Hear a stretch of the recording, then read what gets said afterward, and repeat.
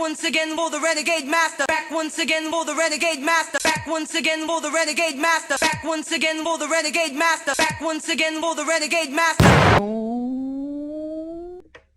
Hello, my little renegades, and welcome back again. And what are we talking about today? Well, you know what we are. It's the ultimatum queer love, and now we're into episode 7. So let's get into it. So we see the couples, they've all gone back and they're all like making their own little strides with each other and talking about what they need to talk about. And all I will say is that it's kind of like, as I said before, it's kind of like awkward with them, like proper awkward.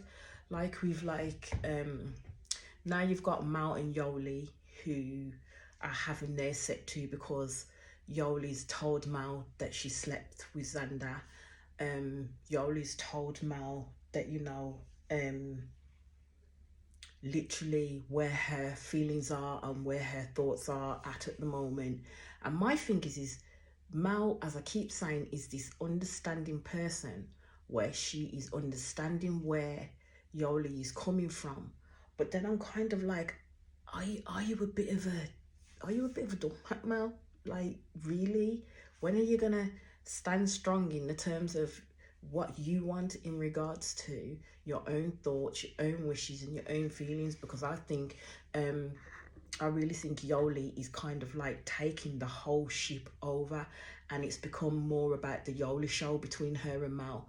And she's kind of like she's really like destroying her relationship from the inside out for a person that she met 3 weeks ago.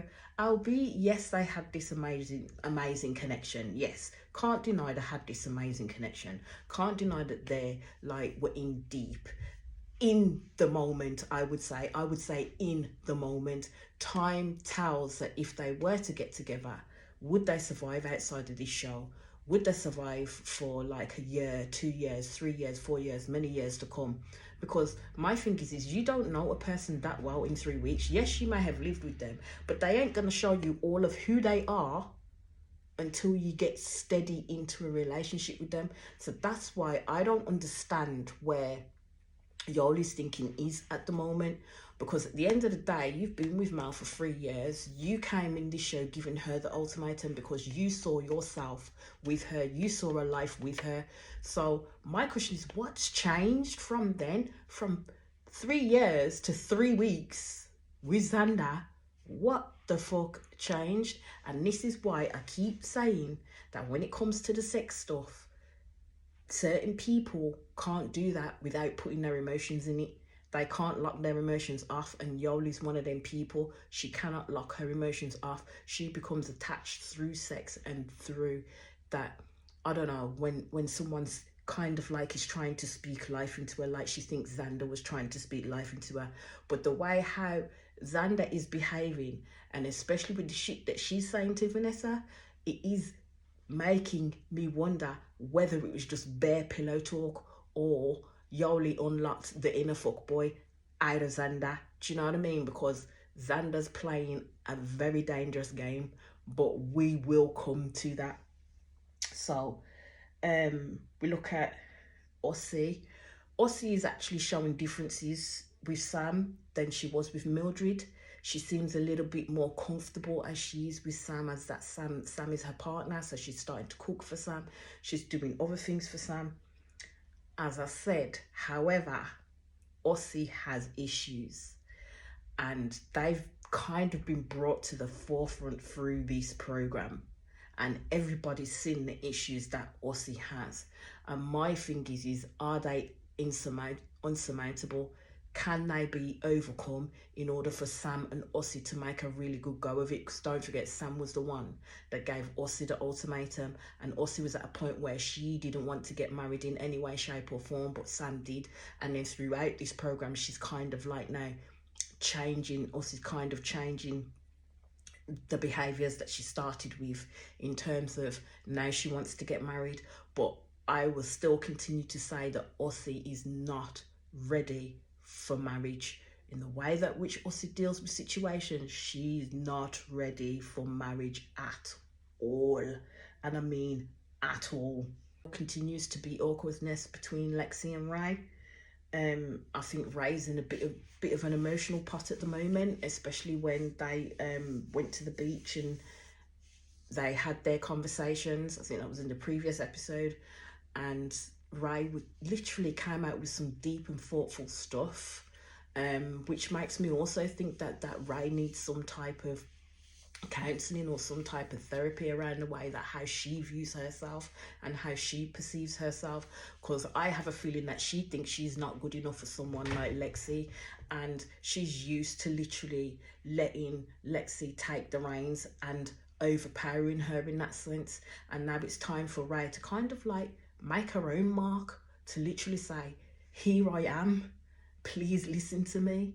I am a good person. Yeah, albeit I did something shitty in regards to what she did with Vanessa, and then told Lexi, because at the end of the day, Lexi's saying that Ray promised her at the beginning when they first started this, promised her that she wouldn't sleep with Vanessa at all. She just wanted to get to know her and be a part of the experiment and get to know what she may need to change during the experiment. But of course, don't make promises that you can't keep. Because you see, if I was in that show, do you think if I had a inkling that I might connect with someone, and if connections happened, things might graduate from there, I'm not going to promise my partner that X, Y, and Z is not going to happen and I will stay true to her in that sense. I'm not going to promise that. But bearing in mind, I wouldn't do the show in the first place, to be fair.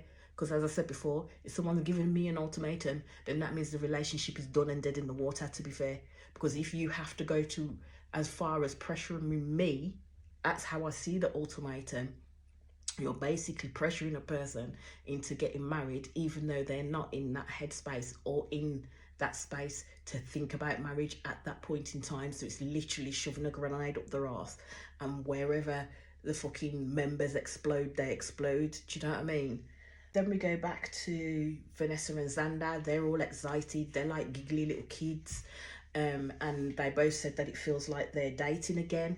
And Xander calls Vanessa 2.0, and basically wants to get to know this new Vanessa. But I've noticed within the conversations between Xander and Vanessa does not appear to validate or at least big up Xander in any way. Like in any way, it's literally Xander breathing life into Vanessa all the time, and kind of Vanessa taking, but not necessarily giving anything back. Do I think she loves Xander? Yes, I do. I do think she loves Xander. I don't think she really wants to get married, as again, I think this is just all for Vanessa. It's about a win, to be honest with you. It's about a win, because she listened and heard exactly how Xander was with Yoli, how Yoli was with Xander, and she didn't like it. It's, adage, jealousy rearing its ugly head, basically. And I don't know how that relationship is going to pan out, to be fair. I don't know how that relationship is going to pan out. And basically, Xander asked Vanessa the question of, well, what is it about marriage that made you change your mind? And she was just basically saying, oh, well, she can't give her that answer right now because she doesn't know how she'll be like or what she wants the marriage to be like. She just knows she's excited for marriage now and she's not so scared anymore. That is the most non-answer I've ever heard before in my bloody life. Like, complete non-answer in my bloody life. Xander asked you a direct question in terms of how do you envision a marriage? It's an answer. You can give a solid answer for that, basically, because you're wanting to get married now, Vanessa. So what's changed your ideal from being scared about marriage to now you're excited about marriage? But you wouldn't answer that question because it is the fact that you are playing a game, and it's a game you want to win. You ain't going to tell Xander the truth. It's because you didn't have an answer for it, or better yet, you didn't have a fucking piece of paper with your feelings and your thoughts written out in it to be able to say, well, this is how I think, this is how I feel. Because those pieces of paper show me that she's literally preparing. She prepares like proper prepares. And if it's an on the spot answer, I don't think she can give a clear answer. She will go around about the fucking raking before she answers a direct question. And then you've got Mildred and Tiff. And Tiff was literally, they were both sitting down and they were both actually being honest with each other. While Tiff was being open and communicating honestly with Mildred and basically telling her that, you know, the issue with them two is they will build up a picture in their head and get it so wrong, and each are then trying to be the right one, and then they will start arguing with each other. They don't value, she's saying they don't value each other's choices. And then of course it starts, Mildred becomes standoffish in regards to what Tiff's saying. She don't like it. So as again, exactly what Tiff was saying, Mildred starts to do and starts to cause a little bit of conflict between the both of them, basically. And Mildred basically turned around to her and says, I can't stop being Latina. I am this way because it's who I am. I'm Latina, so I'm going to be fiery.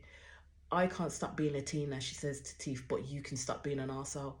I thought that comment was fucked up in the highest, because that's kind of like saying to a black, saying the old adage of a stereotype of a black woman, like the angry black woman, a stereotype.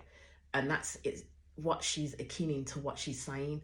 Basically, the reason why she's like this is because she's Latina and she can't change that.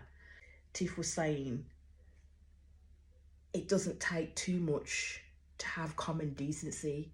So she was saying she cannot marry someone who blames her behaviours on being Latina and not recognising that it doesn't take that much to have common decency to the person that you're speaking to or the person that you're in a relationship with. And then as soon as she said that, Mildred gone.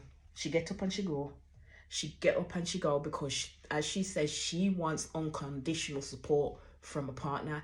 But my question is, what does that unconditional support look like? What does it look like, well and truly? What is she hoping for? That everything should go her way and you don't communicate, like you haven't been communicating. You literally just either get up or walk away, or you basically tell Tiff to piss off, to get out of the house, basically. And then a couple of weeks later, then you start making up again. That isn't fair to Tiff, and it's not fair to Mildred either, in the way that they both behave. And you can see Tiff is actually trying, like really trying to communicate with Mildred, but it's not working out how it should be. So we go back to Mal and Yoli, and I would say with them, Yoli's treating Mal like she's a best friend. There's no chemistry, there's no nothing. Yoli is treating Mal like she is her best friend. And I'm like, you've been with this woman for 3 years of your motherfucking life, and all you can do when you come back is treat her like your friend. I tell ya. And I'm like, Mal, you've got your answers. Do you know what I mean? You've got your answers. It's kind of like Mal's coming so far removed from the situation that she isn't challenging Yoli in any type of way. And I'm thinking, are you literally going to allow, well, not necessarily allow, because you can't make people stay if they don't want to stay. But if you're not really going to fight for that relation, or you don't want to fight for that relationship, what is the use in you two being together? But as I said, I think Mal is in a mind frame where she wants to fight for Yoli. But what she doesn't want to do is get into a battle with Xander over Yoli, to be fair, because I don't think that's the way that Mal is built at all.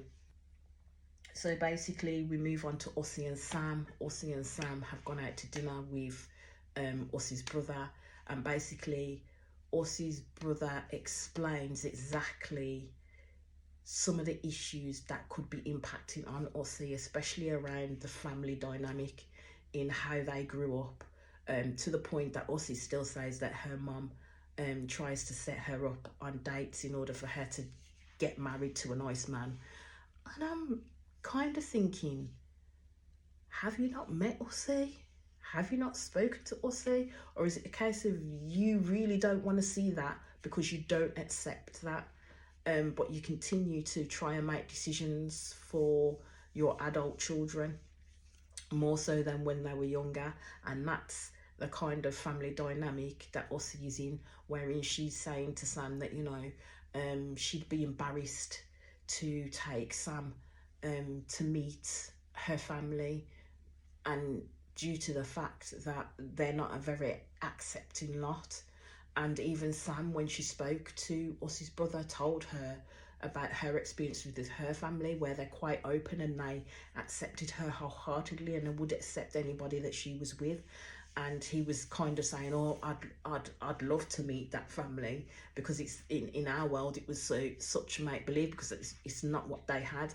And that's why I said, as again, this is where Ussie really needs to access some therapy in order to talk about her childhood traumas, in order to talk about how she grew up, in order to talk about how that has then impacted on her grown up from a child to an adult, and especially in terms of how she then navigates and reacts within a relationship. Because right now I think she is at risk of losing Sam with how she behaves. We go back to Tiff and Mildred, and as it is, Tiff has grown a lot. That's all I'm gonna say. Tiff has grown a lot.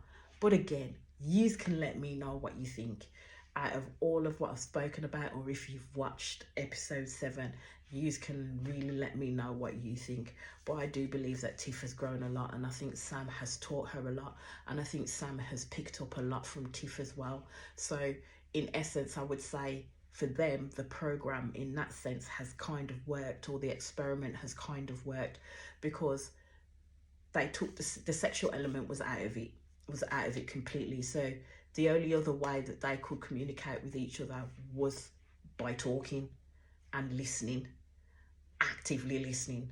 And that's what Tiff needed to do. That's really what Tiff needed to do, was to communicate verbally properly and to actively listen to the person in front of her. And that's what she did. And then she was able to literally sit and talk about her feelings to Mildred, especially in terms of how it felt when they get into an argument, neither one listening to each other, and then Mildred would tell her to go, because to Tiff that felt like Mildred was just throwing her away and throwing away the relationship. And Tiff is right, where she's how do you expect, going through that for 2 years, then you want to get married, and then how do you expect that person to compute in terms of getting married and then having the possibility of this behavior continuing, and then all it's going to lead you is down the divorce court route? Because Tiff is the type of person, she doesn't want to get married just to get divorced. At the end of the day, she's getting married, she's doing it for a lifetime, and she just doesn't feel, I think, that type of safety or that type of commitment in regards to that from Mildred. Because I kind of think Mildred just wants to get married sake, because she, as she said, from her childhood growing up to an adult, people in her mind, in her world, have abandoned her, even to the point where she'd married her partner and they got divorced. She took that as an abandonment as well. So I think there's stuff that Mildred needs to work on as well, because I really do think that as they've been together for 2 years, it's still early stages for them, like proper early stages for them, and they do have so many issues that they need to work on with each other before they should even think about walking and making that commitment. So then we get to the group day out, and this is the bit that I was waiting for. This is the bit I was so waiting for, so I hope you're ready to go through it with me. So all the couples meet up, all back in their partnership straight away. And I swear down, yeah, when Vanessa and Xander walked in, Yoli was just like, It was awkward. It was proper awkward. You could see that Xander wanted to go talk to Yoli, but Vanessa went to the bar first, so Xander had no choice but to follow what Vanessa's lead basically, and that's what she did. And Mal turned to Yoli and said, "Are you okay?" And she was like, "Yeah, yeah, I'm fine, I'm fine, I'm fine." Throughout that whole night, why was Yoli constantly in the arms of Xander? I mean, you had your woman over there, sir. So why was Yoli constantly seeking out Xander? Because Xander weren't seeking her out. She was constantly going over and seeking out Xander and hugging her, holding her hand. Um, and Xander was reciprocating. Don't get me wrong, Xander was reciprocating everything that Yoli was giving her, but Xander was not the one to seek her out. So then we get to the Instagram grade, you know, the bit where I was telling you that Vanessa looked at Xander's messages between her and Yoli on Instagram. My girl had the audacity to go text Mal. She had the audacity to go text Mal and tell Mal that they're messaging each other. So Mal's kind of like, she is going to confront Vanessa on that because her and Mal ain't friends. Vanessa and Mal ain't friends. So to be fair, what was you hoping to achieve with that? Because I'm thinking Vanessa was hoping to stir that motherfucking pot. Boil, boil, toil and trouble is what Vanessa was trying to do. Stir that pot to try and cause issues between Mal and Yole, because that's what she does. Let me tell you, she a little fire starter. That's what she does. She did it with Lexi and Ray. Now she's going to try it with Mal and Yole. But Mal and Yole are a different breed of couple.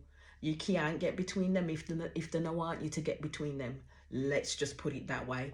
So Mal literally calls out Vanessa for her actions and asks her why. Why did you text me that? Because Mal, she says Yoli told me. And that pulled the wind out of Vanessa's sails because Vanessa didn't know what to say, because what she doesn't realize is she's encountered a couple that are quite open with each other, and do talk about things and don't hide nothing. And Mal said that to Vanessa. Yoli's not the type of person to hide anything. She said at the end of the day, this was their experience. She's already told Yoli she needed to experience what she experienced, and she did. So Mal was saying to Vanessa, I don't understand why you then text me that, because I kind of think you were trying to stir the pot. And Vanessa was like, no, Vanessa was like, no, it wasn't like that at all. So Vanessa then decides to step back a little bit and throw in another grenade. It was the context of the messages she was saying. And Mal was like, yeah, and basically tried to throw Yoli and Xander under the fucking bus wheels and say, well, you know, because Yoli wanted a picture in terms of that. And Mal turned to Yoli and was like, oh, I didn't hear that bit. What happened there? And, you know, Vanessa had that fucking grin on her face thinking, yeah, got it now, got it. And then Yoli just told her, oh, no, I didn't think I did. Xander was quiet. Quieter than a church motherfucking mouse. Xander didn't make a bloody peep during that conversation. And I'm like, raw. You're not even going to back Yoli or back yourself in regards to what Vanessa's trying to do, because you can see what she's trying to do. But you're just literally going to stay quiet through the whole of this, and you let Yoli back the shit back, which is what she did. So credit to Yoli. Yoli basically turned around and said, well, no, this is the context of how it went, and told the context, which actually didn't seem so bad, to be fair. And Ma was like, oh, okay. And then she turned to Vanessa and says, is there anything else? And Vanessa was like, no, I just thought you ought to know. And she went, And then they both branched off, and then you hear Mal tell Yoli, well, you didn't tell me that bit. She goes, well, I forgot about it. It wasn't anything important, which it wasn't, because when she told the context of it, it wasn't important whatsoever. Then you got them branching off, as I said. And then why is it Yoli goes to Mal, puts her cup down with Mal, and then says, oh, I'm just going to go talk to Mildred. Where was Mildred, you ask? Mildred was with Xander. And again, how did Yoli end up in Xander's arms in front of Mildred, you know? In front of Mildred. Mal's not stupid. Vanessa can see what's going on as well. And they both say they love each other to each other, and Mildred is gushing over them and says, I know exactly what you're going through. And then she walks away and leaves Xander and Yoli talking. Now, this is where I question Xander's motives, and I'll tell you for why. Because when her and Yoli were chatting, she was talking it up in Yoli's ear and basically saying, let's go for it, let's do it. And Yoli was like, yeah. And she was like, yeah, let's do it. And she was like, okay then. So I'm like, okay. So Yoli's gonna leave Mal to go for Xander, and Xander's saying she's gonna leave Vanessa to go for Yoli. And I'm just like, really, Xander? Is that what you're gonna do when you've been loving up on Vanessa like no tomorrow and giving her that bedroom talk to? Really, Xander? But then it didn't stop there, because Yoli then goes off, has a chat. And as everybody then kind of walks off, you've got Mal with Xander, Vanessa's there, and I think a few others are there, but Yoli's talking, I think, to Lexi off the way. And Mal basically confronts Xander and says, okay, this situation's happened between you and Yoli, but what I want to know is basically, are you going to be there for Yoli? Are you choosing Yoli? And I'm not saying just for now. She's saying, because I've seen Yoli at her worst. I've seen Yoli at her best. I've seen Yoli when she's going through trauma. I've seen Yoli when issues are going on with her, and I've been there and I've stayed there, and that's how it's always been. Are you going to be there in the same way for Yoli? Are you choosing Yoli? And she goes to Vanessa, no disrespect to you, but these are the questions I need to know. And Vanessa's like, oh, no, it's okay, because these are the questions that I need to know too. So at first, Xander didn't know how to answer that.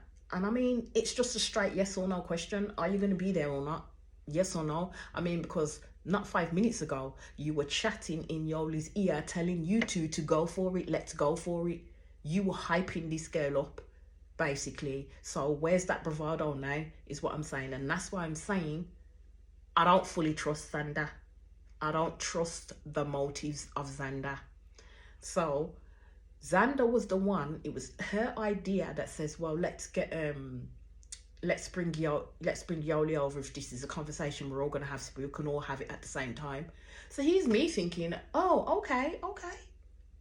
She go and say it in front of Yoli that she wants her, because bearing in mind, after the chat that you two had, it was plain in my head, plain as day in my head, and must have been in Yoli's, that you were going to choose her at the end of the day. So Mel brings Yoli over, asks the same, gives Yoli the context of the conversation, and then asks Xander the same question. What does Xander do? Oh, I can't answer that right now, she says. I'm like, the fuck? What do you mean you can't answer that right now?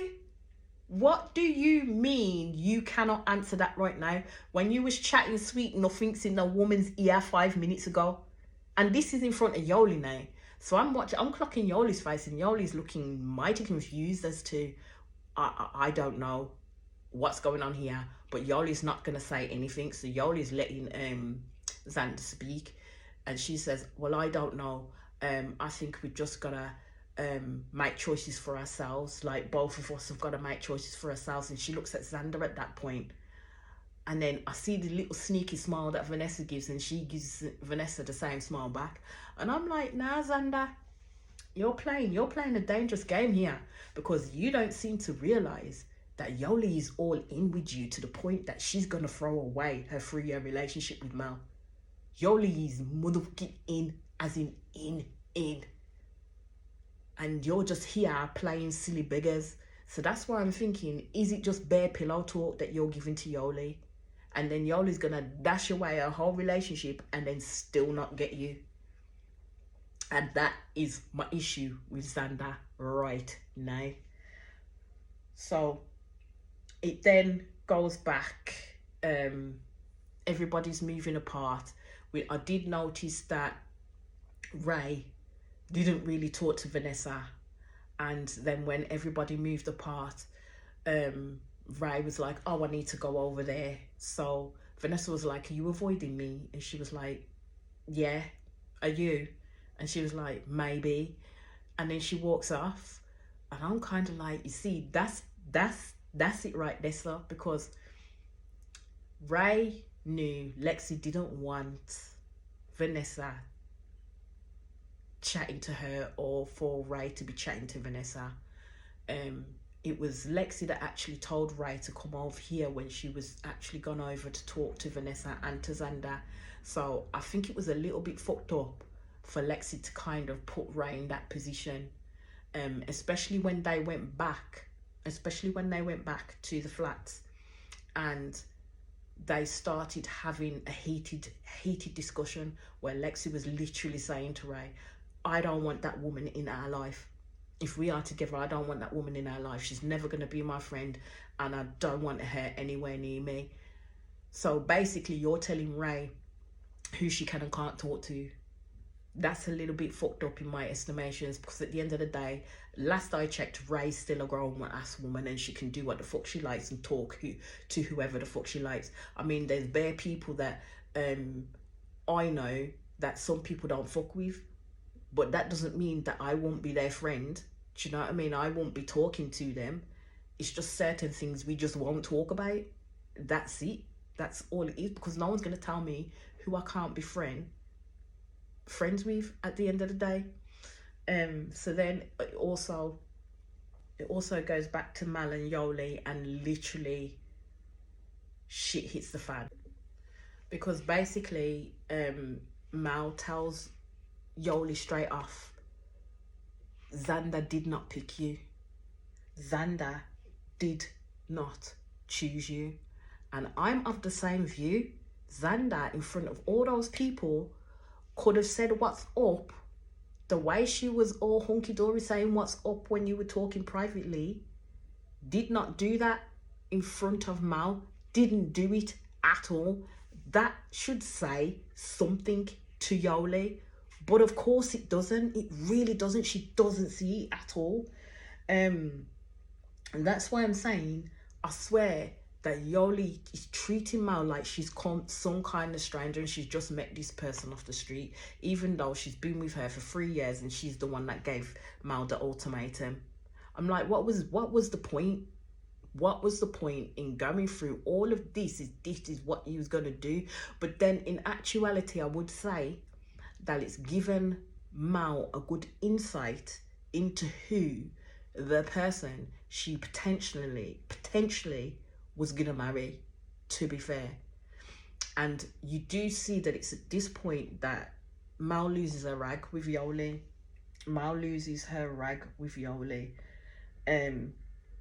Because at the end of the day, Mal has been fighting to get to this. Well, Yoli's trying to tell Mal that she'd been waiting for her to get to this point within the last 3 years. And Mal was still trying to tell her that Yoli's her person. Yoli is her person. And she ain't leaving this experiment without Yoli. But she ain't gonna be pitting up against Xander like that. Because at the end of the day, this ain't about fighting nobody for nobody, is what she's saying. And she asked Yoli, what do you want from me, basically? Do you want me to be fighting, basically? Because that is not what Mal is about. And I thought at last, Mal is getting some emotions out, because the past couple of episodes I've just been thinking that Mal is so understanding that she's allowing someone to walk over her and over her emotions and feelings like a motherfucker, like for real. Because I'm really just trying to get my head around how this connection with Yoli and Xander formed so fast. And Mal said it to a T, that Yoli's the type of person where when she falls for someone, she falls hard. And basically, at the end of their whole blowout, Mal walks out, and you see her then out just outside in the corridor in the corner crying, like curled up crying. And Yoli don't go out to her. Yoli don't even go check on her woman to see if she's okay. And I'm like, are you really that far removed from Mal for Xander that you just don't have the emotion and the common decency to go check on someone when you can visibly see that they are not okay, and to actually apologize to them for how you are making them feel? Because you caused that, Yoli caused that blow up. Yoli caused that emotion in Mal, because Mal can see what Xander's doing. Xander had the opportunity to choose you and she didn't. And Mal's trying to tell Yoli that, but Yoli's too blinded by, the honeymoon glaze that is Xander. So all she's gonna do is learn. She's gonna reap what she sows, and she's gonna learn at the end of this experiment. And as I said, we shall see how that goes. And then it goes back to Vanessa and Xander. Then it goes back to Vanessa and Xander discussing everything, basically. Vanessa there trying to say that Mal was disrespectful in regards to asking Xander that. And I thought, hold on a minute, woman. Wasn't it you who's when Mal turned to you and said, no disrespect to you, Vanessa, you were fine with the question that she was asking because you wanted to know yourself? And that's why I'm saying you two are full of bullshit. You and Xander are full of bullshit. Like, I don't know if Xander's saying shit to keep you happy and to keep you sweet, but you two are full of fucking bullshit right now. Then you go on to Ray and saying about how, it shows how much of their relationship is if Lexi is controlling Ray and who she talks to, and it's really pretty bad. And I'm like, hold the motherfucking line right now. Because wasn't it you, Vanessa, who went in to the privacy of your partner's Instagram messages and then told said partner not to speak to Yoli anymore? And then she wants to come off with, well, I allowed you to, have your space with Yoli, have your time with Yoli, and I didn't say anything. I said, yeah, but you were fucking miffing at it, to be fair. You were miffing at it and championing at the fucking bit to say something, but you didn't, because you didn't want to look like an utter twit. That's all it was. You didn't want to look like an utter twit. Because and that's why I'm saying I don't know the dynamic between these two. Only them two know the dynamic between them two. But all I'm saying is Vanessa knows how to manipulate Xander's thoughts and feelings, but I also think that Xander knows who Vanessa is and what she's like, and literally just leads herself down the merry path to doing what Vanessa wants anyway. I do think she's kind of bed talking Yoli, but as again, we shall see. So that's the end of this episode right here. I've got episode 8 to come. And as I say, my little renegades, please hit that subscribe button, hit your notifications button, and like and comment, and we shall see you soon. Peace out.